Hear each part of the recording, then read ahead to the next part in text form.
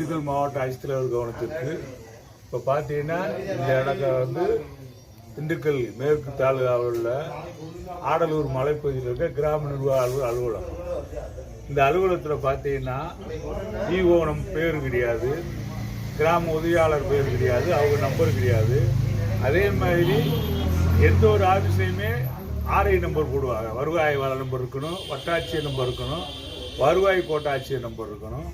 அதே மாதிரி தகவல் பலகையில் எழுதி போடணும். ஆனால் இங்கே இந்த ஆடலூர் கிராமத்தை பொறுத்தவரைக்கும் விஓ வர்றதே தலையாரியும் கிடையாது. இந்த ஆஃபீஸ் பூட்டியே தான் கிடக்கு, எந்த நேரம் பார்த்தாலும் பூட்டி தான் கிடக்குது.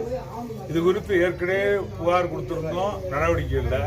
இப்போ பொதுமக்களும் ஆடலூரில் சொன்னாங்க விஓ வர்றதில்லை, அவரை பார்க்கணும்னா திண்டுக்கல் போனாடி தர்மத்துக்கு தான் போகணும்னு. நான் இது கொடுத்து ஆர்டிஓட்டையும் போய் புகார் பண்ணியிருக்கோம், கலெக்டர்கிட்டையும் சொல்லியிருக்கோம், நடவடிக்கை இல்லை.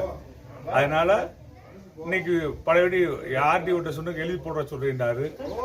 ஆனால் இன்னைக்கு வரைக்கும் நான் அதனால நீ பார்க்க வந்தேன். இன்னைக்கு ஞாயிற்றுக்கிழமை லீவு நாள் தான் இருந்தாலும் எழுதி போட்டுருக்காங்களா இல்லையான்னு பார்க்கணும்ல. பார்த்தா தான் நாளைக்கு திங்கக்கிழமை அதிகாரிகிட்ட புகார் சொல்றாங்க. இன்னைக்கு ஆடலூர் கிராமத்துக்கு விஓ ஆஃபீஸை பார்த்தேன். இப்போ பக்கத்தில் இருக்க கேசிவிட்டி கிராமத்தில் போய் பாருங்களேன், அங்கே VO number, RI number, tahsildar number எல்லாமே போட்டிருக்காங்க.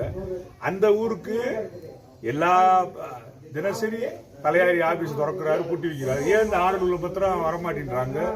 இது குறித்து அதிகாரிகள் மேலதிகாரி சொன்னால் நடவடிக்கை எடுக்கல. இனி வருங்காலங்களில் உடனடியாக செய்யலைன்னா இந்த விஓ ஆபீஸை பூட்டு போட்டு போராட்டம் நடத்தப்படும் என்பதை அரசுக்கு தெரியப்பட்டிருக்கிறோம். ஏன்னா பொதுமக்களுக்காக அரசு அலுவலகம் இருக்கு, பூட்டியே இருக்கிறதுக்கு என்னத்துக்கு ஆபீஸ்? அதனால இந்த ஆபீஸை விஓவும் தலையாரி நடவடிக்கை தினசரி திறந்து பொதுமக்களுக்கு சான்றிதழ் வழங்கணும். அதை மறுக்கும் பட்சத்தில் இந்த அலுவலகத்தை பூட்டு போற போராட்டம் நடத்தப்படும் ஆகஸ்ட் மாதம் முதல் வாரத்தில் என்பதை